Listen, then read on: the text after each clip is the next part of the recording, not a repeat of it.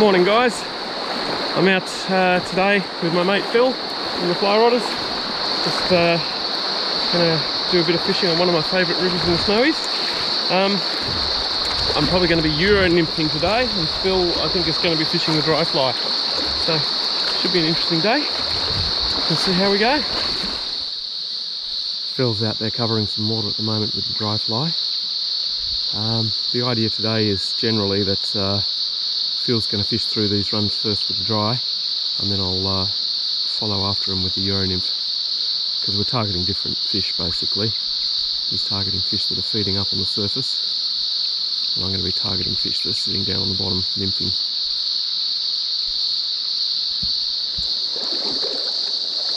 So I've got a 3.5mm thread Frenchie on the bottom, and a tiny little 2mm gold perdigon on the dropper to start with. Euro nymphing is something that I have done a little bit of before this trip, but this time I want to dedicate a proper amount of time to getting my head around the technique. I've had some success in the previous few days with it, and I'm starting to get more of a feel for it as I do it more often.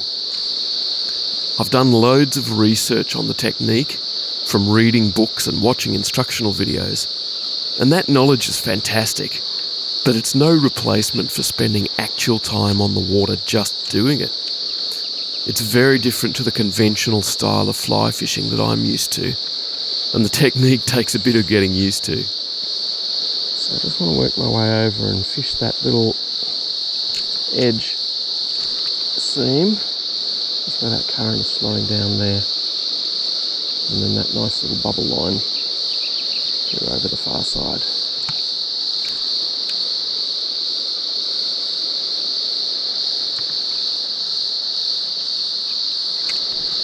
Casting a Euro rig is totally different, and I must say I have found it challenging, especially the accuracy and line control aspects of it. There's no mass in the leader or the fly line to speak of to carry the flies. You're relying on the weight of the nymphs themselves to cast, and controlling their direction is nothing like controlling a regular fly line. The other aspect which took me a while to get a handle on is the line control immediately after making the cast. As soon as the flies hit the water, you need to try to get control of the line with your hands, so that you can control the amount of slack or tension in the leader. The rod should be very smooth through the drift, so the line hand has to efficiently and smoothly take up any slack. If you can't do that, then you have no control over the flies, and even worse, no ability to detect strikes. So it's important to get control of the line immediately after you make the cast, and that takes a bit of coordination.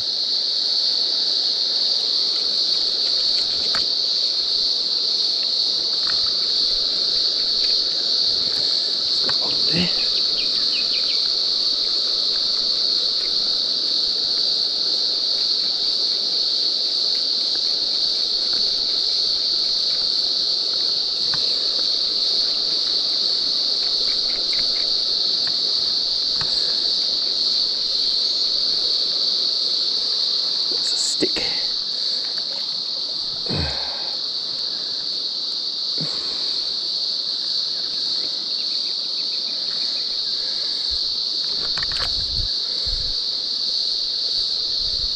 Sticks are the worst when you're nymphing.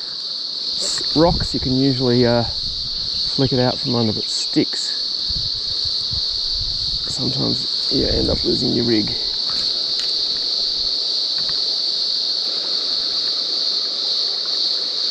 A big back eddy over there. Might just be something along that edge.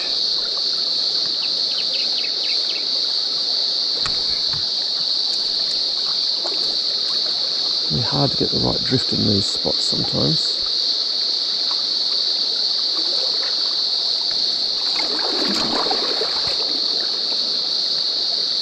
See, I'm over in the eddy now.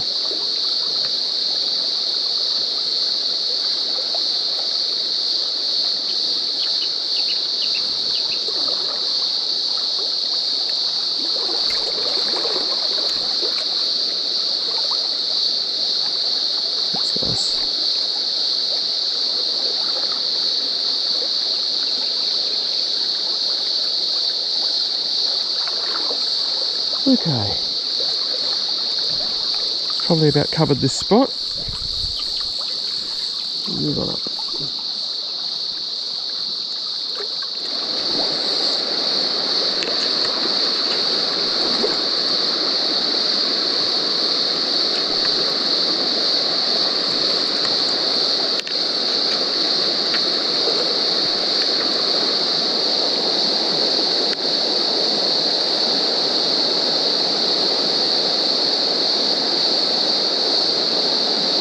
This little caddis.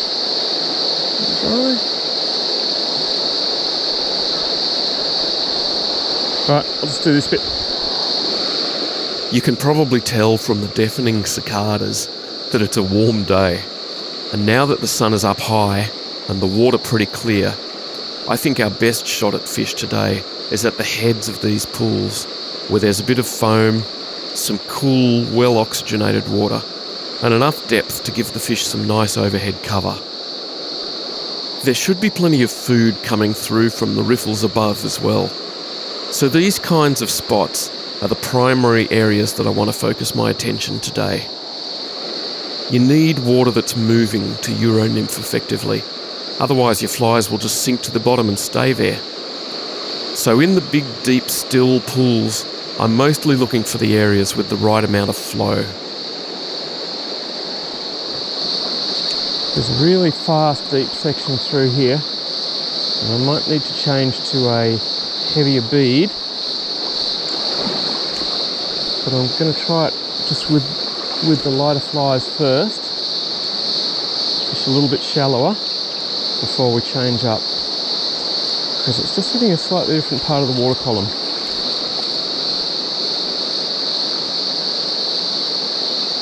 Tricky little corner to fish, this one.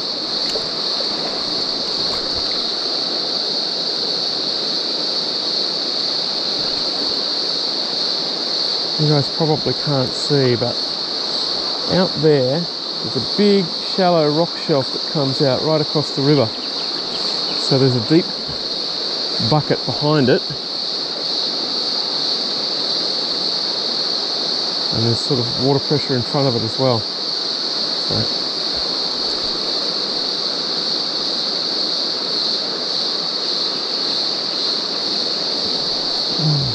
there's swirling back eddy in there too, just to make things even more tricky.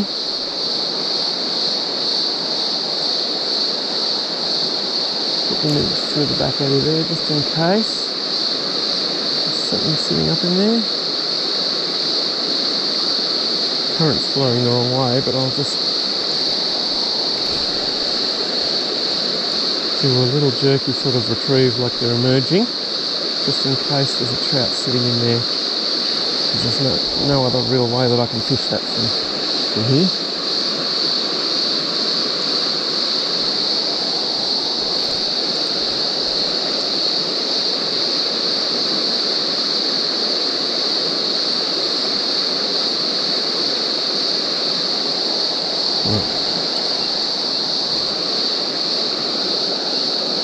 Start working out into that main flow now.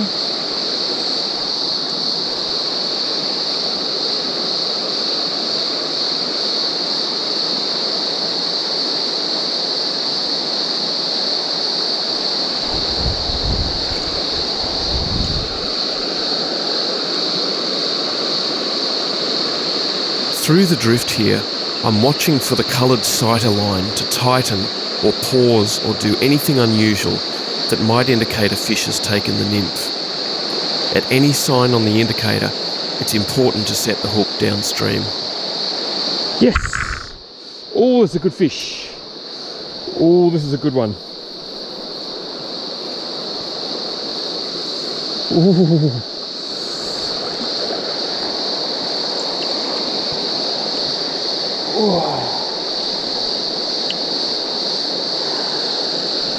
Here's a big one.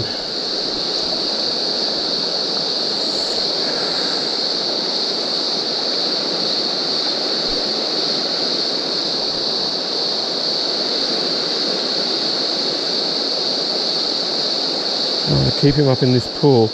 I don't want him to go downstream.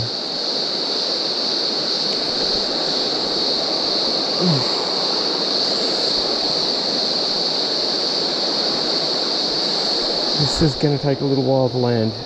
He's a solid fish.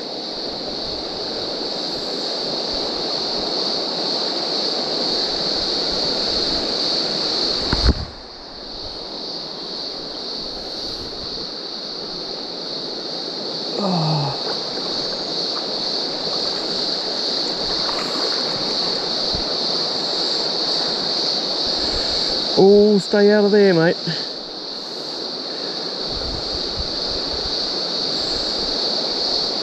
Oh no, oh no, he's going down. He's going down. Oh, he's heading for that log. Oh, this is a big fish.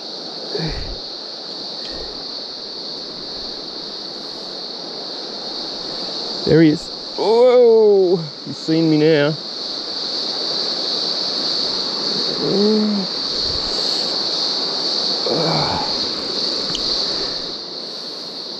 Whoa! Oh, look up in the shallows there. Oh no!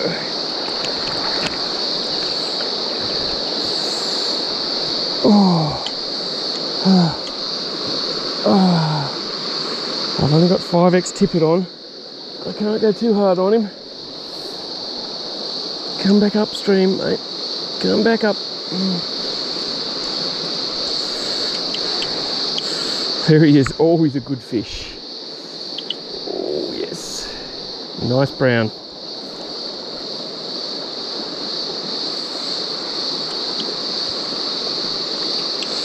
He is nowhere near ready yet.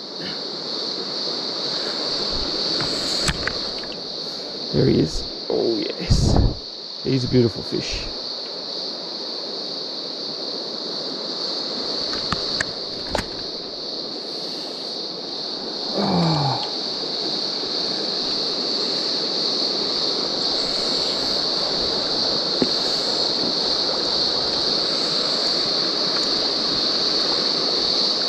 Ooh, just trying to get him upstream of me so I can net him.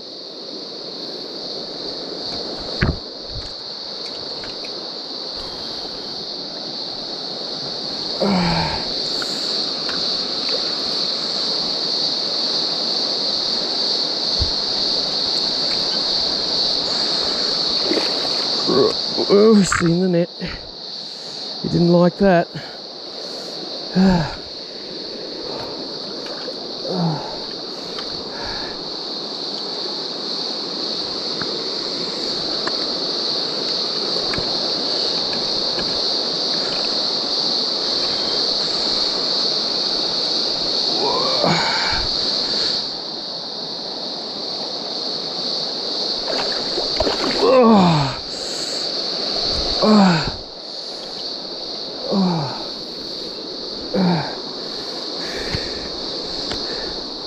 I almost had him in the net then. My net's a little bit small for this fish. It's going to be a challenge.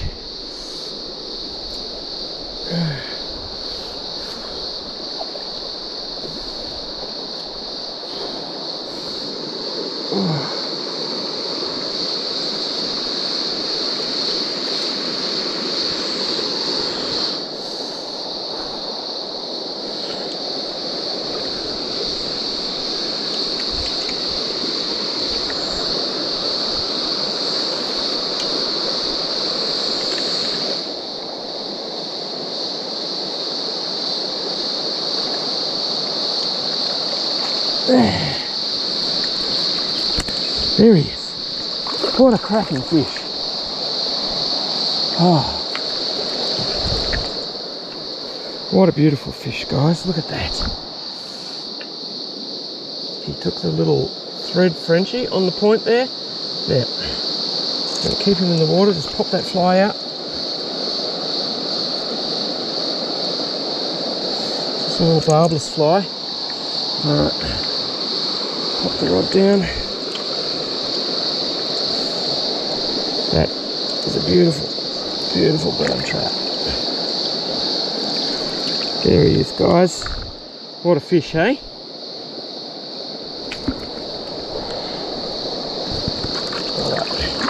Off he goes. Whew. Just up in the next little run, Phil was into a fish too on the nymph. Phil got that fish just as he's got a little nymph on there. He got it just as it was swinging up.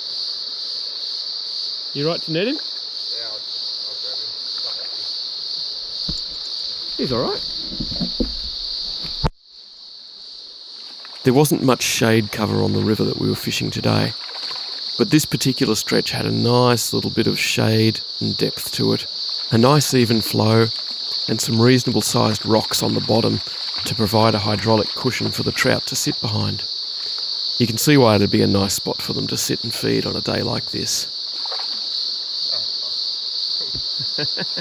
You want me to net him? Just got to keep his head up. Yeah.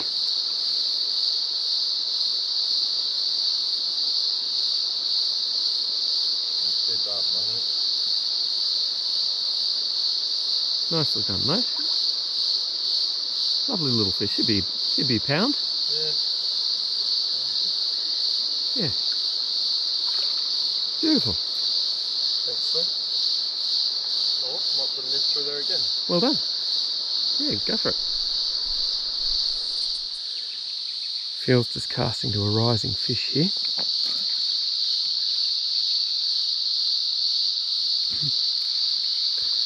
Bit of a tough position because there's a bit of drag.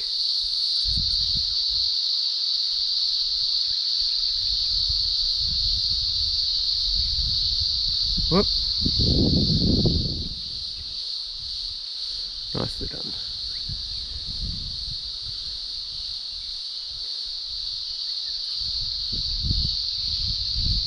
Nice.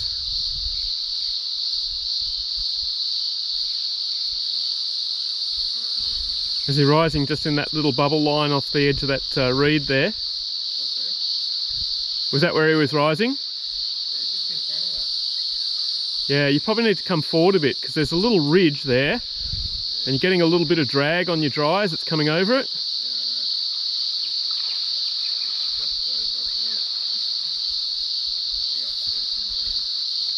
These very slow and clear pools are very much the domain of dry fly fishing.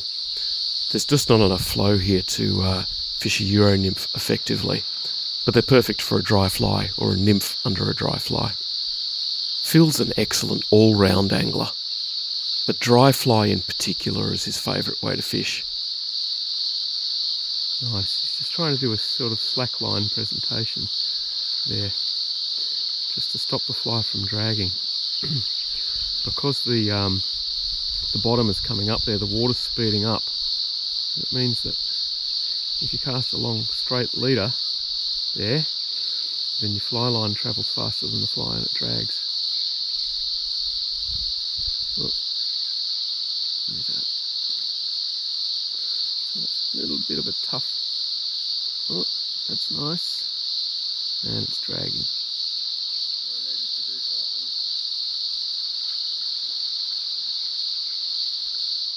Yeah, I think you need to come up more and sort of cast more across stream at him. I think I've spooked him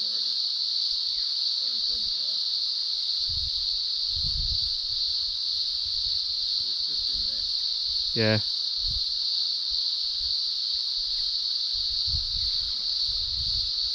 It's just creating a lot of drag because of that ridge there where the water's speeding up.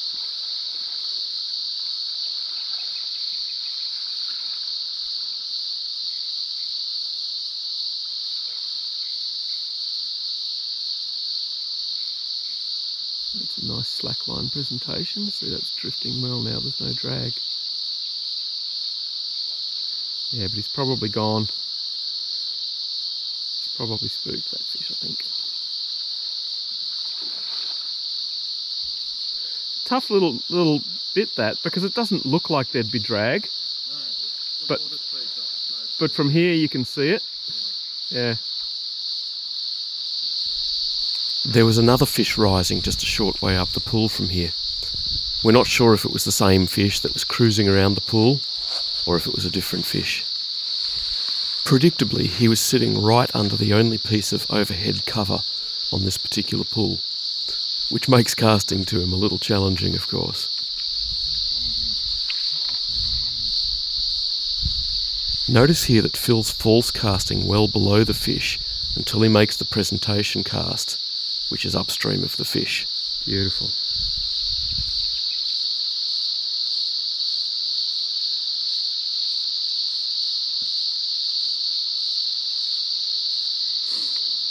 Oh, that deserved an eat.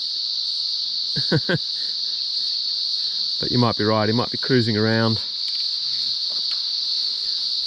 Unless it's a different fish, of course.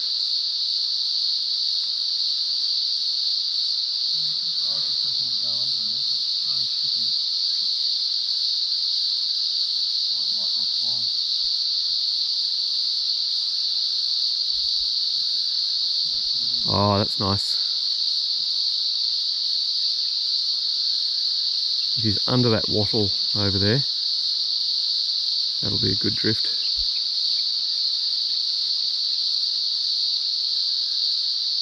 Alright, there's a little run just here that I might try nymphing through. It's at the top of a very long, shallow stretch with a deep pool down the end. So I don't know that it's absolutely prime water, but we'll give it a shot. I don't want to get too close here because it's fairly shallow.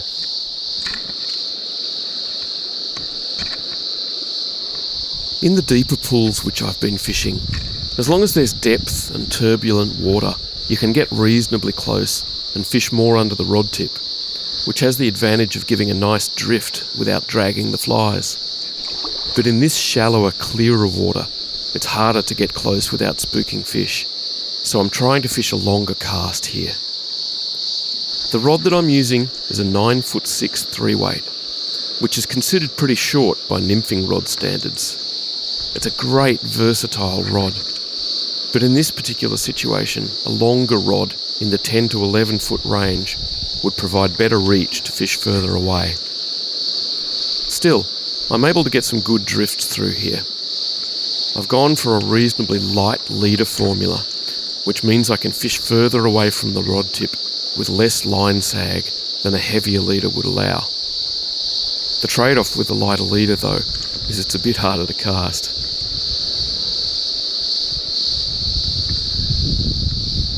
I worked my way up to the head of the run methodically, covering the water as best as I could, but there didn't seem to be anybody home right now. Although we've found several good quality fish on this trip so far, we haven't found high numbers, so the fish that are there tend to be in the prime spots. So there's a big deep pool here. I might put some nymphs through the back first and then work my way up the pool towards the head. One of the limitations with a Euro rig is the amount of distance that you can cast. On a big slow pool like this, I might have done better to tie on a weighted streamer, which might have given me a bit more range and a better ability to cover this particular water.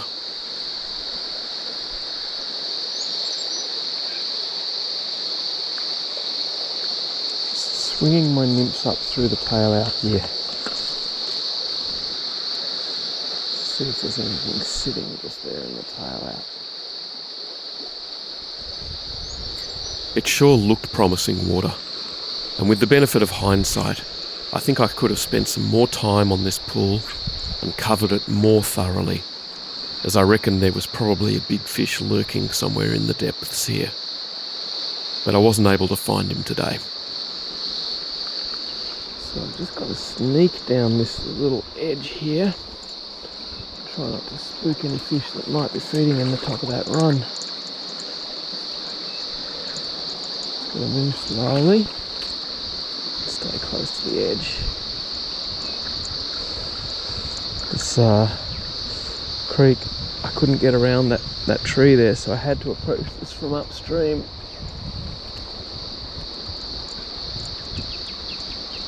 And the water's pretty clear, so I've just got to Try and be a bit subtle. This pool actually had two heads to it. A little island in the middle had split the river further up, and both strands now flowed back into this deep pool. The bottom dropped off sharply at the head where it was flowing in, and I could see some good-sized boulders on the bottom. Fantastic looking water. Surely there has to be a fish in here.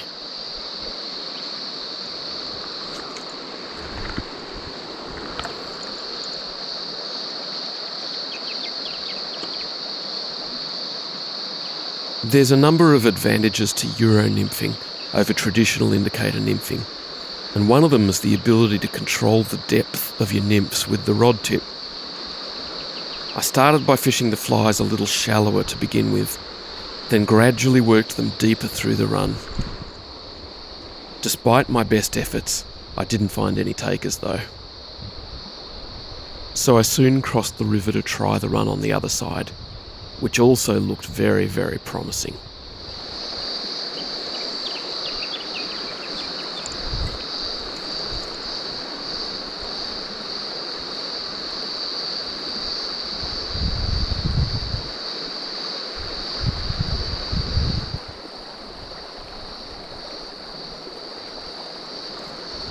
Okay, I don't know that I'm getting down enough here.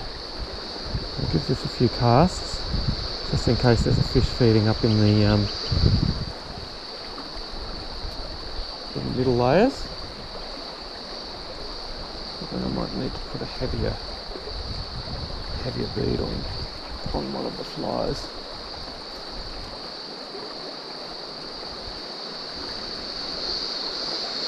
I need to sink faster here.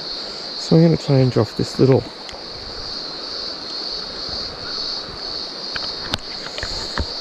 gold perdigon, and I might put a heavier perdigon on. Unfortunately I don't have any more gold ones. They've been working really well this week. If you want to get good at Euro nymphing, then it's essential that you become efficient in changing flies and rigging. Different runs will require different amounts of weight in your nymphs to get to the right depth. So if you're not adjusting, then you're just not fishing the water effectively. Okay, that little brown perdigon with a red hotspot on it. That's a 3.5mm bead as well, and I've got a 3.5mm thread Frenchy on the point. So that should get us down a little quicker.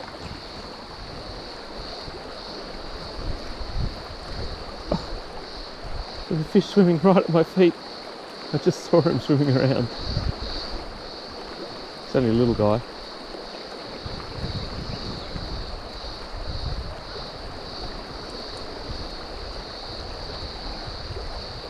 Oh shit.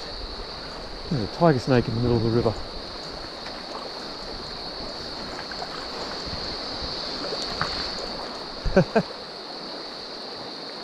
Going the other way, fortunately. He's coming down that rapid. So he's going for my other camera.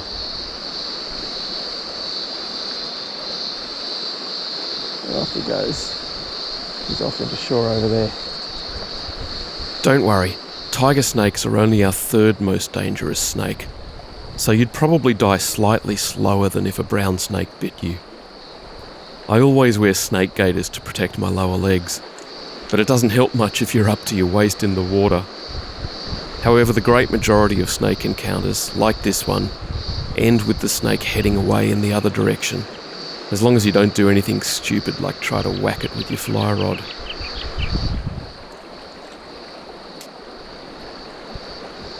This is a nice little pool.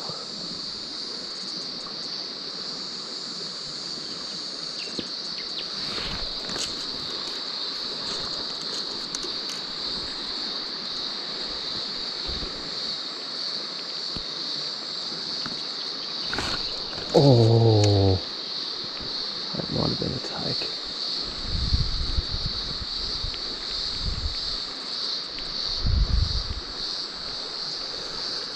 There was a lovely deep run just a little bit further up the river where I caught up with Phil. The peaks of the snowy mountains in the background made an absolutely stunning backdrop. I just can't get over the beauty of some of these snowy mountains rivers.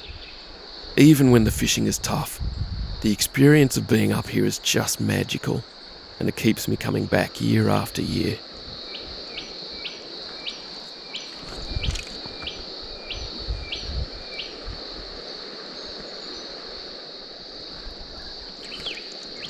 Oh, fish just took something off the surface in front of me here. Yep. Like just beyond a rod length in front of me. Hey? No, like a rod length in front of me in this direction. Yeah, near that bush.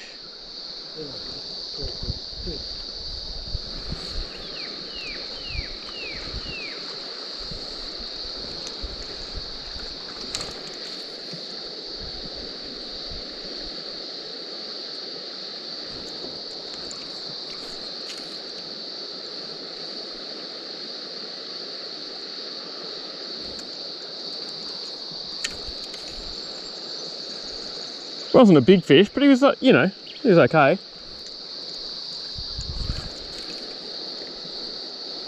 See that line I'm casting on now? Yeah. Yep, I got him.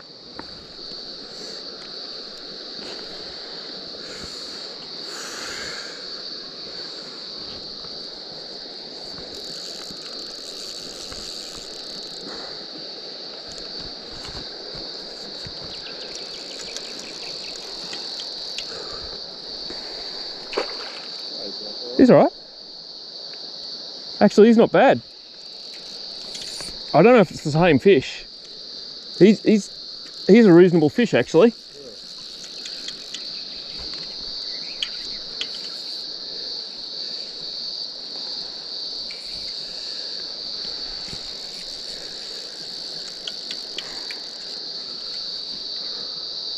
Oh yeah, he's decent. He'd be a couple of pounds.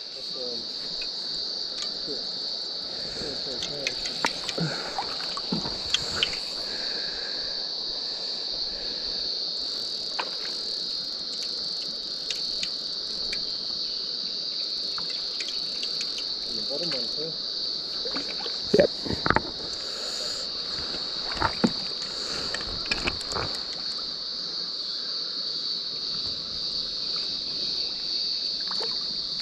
I don't think he's quite ready yet.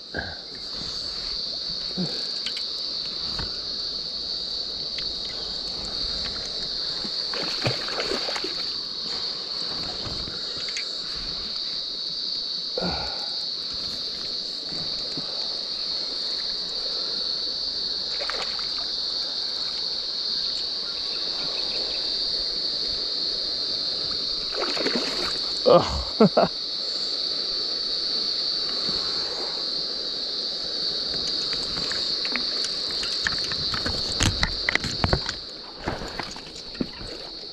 Oh.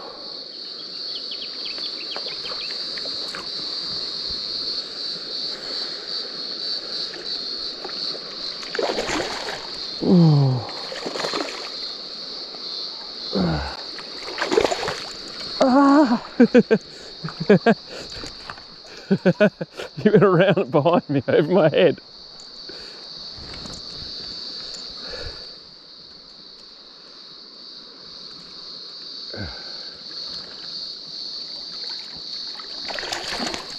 Oh, there he is. Nice fish. Yeah, he'd be a couple of pounds. Here we are, guys. Another nice fish. Let's have a look and see which fly he took. I think he took the bottom one, the thread Frenchie, on the point. Has that fly come out now? Yes, it has.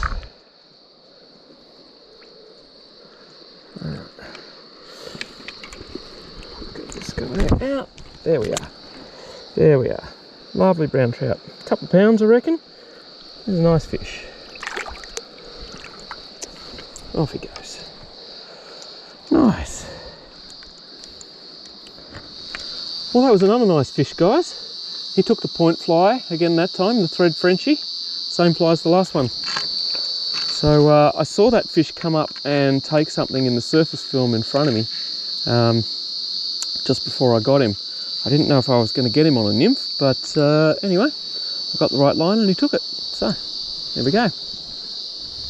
This particular run was just perfect for Euro nymphing, with just the right amount of flow and depth, and plenty of nice sized boulders on the bottom for the trout to tuck in behind. It seemed this trip though, that every spot held only one decent fish, and that seemed to be the case again here.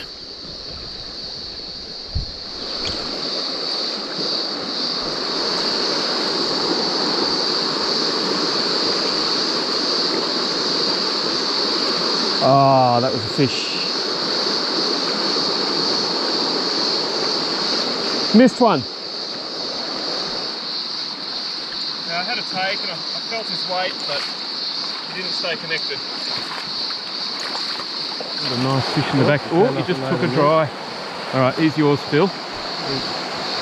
He's a good fish, mate. Eating mint. Swim across here and back into the flow. Yep.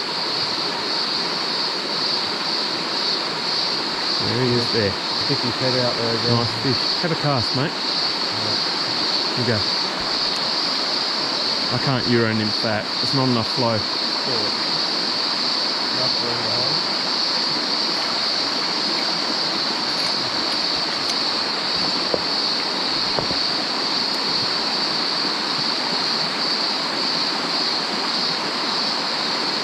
Nice. Right over him.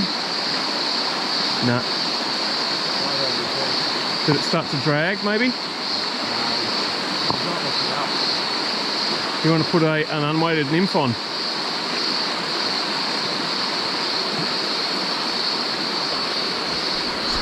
While Phil changed over to a nymph, the fish slid back into deep water and out of sight again.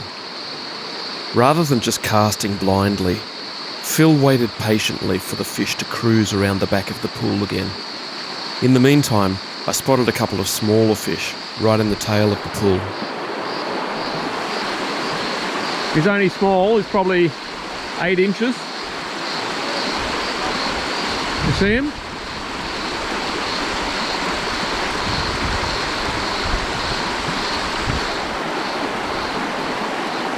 He's spooked.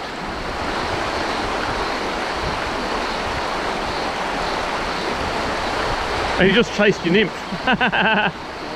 He spooked and then he chased your nymph.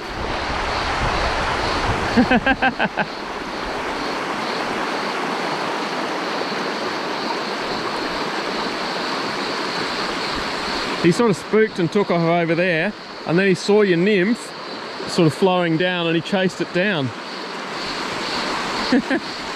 And now he's back in, yeah, he's back there now. He just spooked off that way. And there's another small fish. There's 2 of them over there, actually. You see him?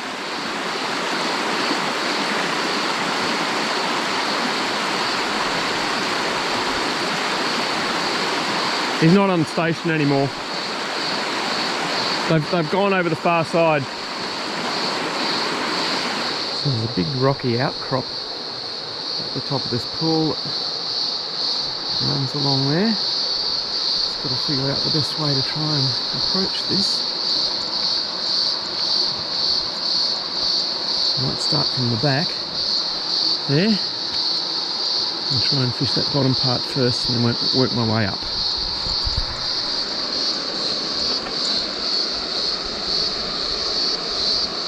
Bloody deep.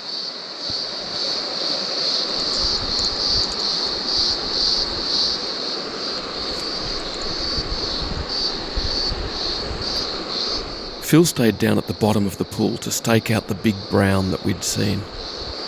In the meantime, I made my way up to the rocky outcrop in the middle stretches of the pool, looking to fish the more flowing water coming in from the top.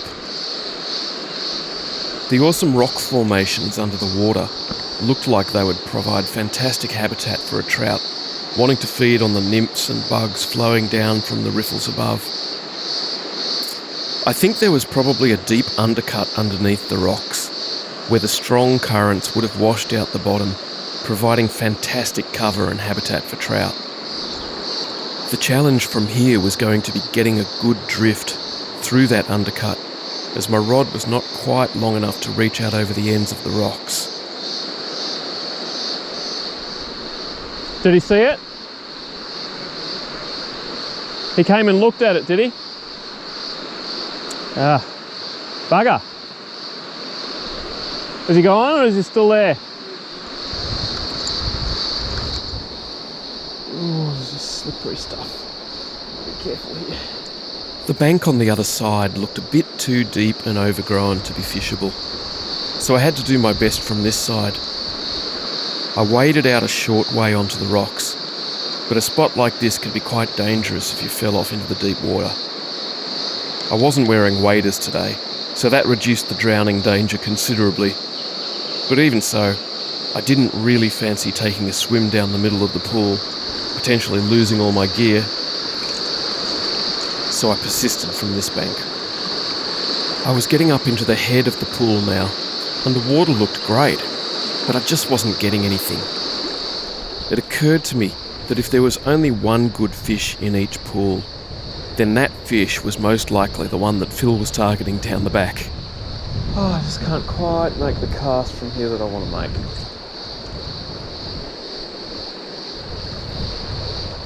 A little bit hard to fish this spot. Just haven't quite got the reach.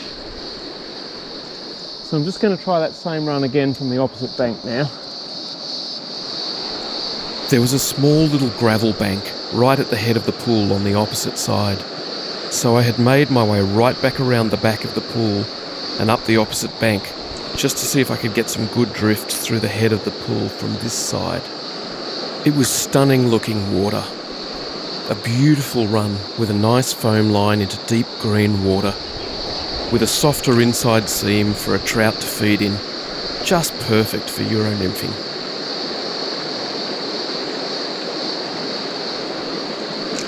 I made a few nice drifts through the run until I heard a holler from the back of the pool. Got him? Nice, Phil. Phil had been staking out this fish for at least half an hour now, and his skill and persistence had finally paid off. Phil's onto that fish. Here it comes. Got him. Oh, and he's out.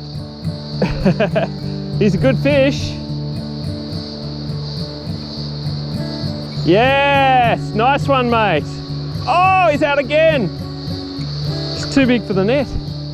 Memo to self, buy a bigger landing net. And he got him. Beautifully done, mate. Hang on, I'll come around. Keep him there. What a beauty. That's a lovely brown trout, mate. Well done. Well, so what did he take, the nymph or the dry? He came up and took the dry. Oh, beautiful fish. You were stalking him for quite a while, weren't you? Yeah. Now, do you want me to get some photos with your camera? Yep. Alright. There we go. What a lovely fish. That is beautiful, mate.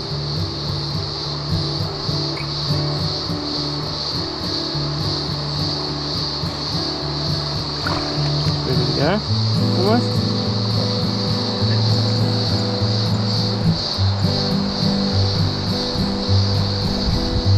It might be old age for you. There she goes. Swim it off.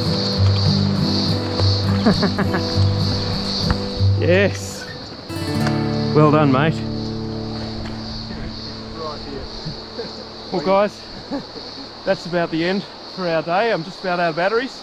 We might fish on a little bit, but I don't think I've got any more battery life. So that was a pretty good day, eh? Yeah. Got a couple of good fish each. Had to work hard for them. But it was good. Yes. Yes, indeed. Thanks, mate. Great day. Thanks for that. All right. Thanks for watching, guys. Hope you enjoyed that. We'll see you next time. Cheers.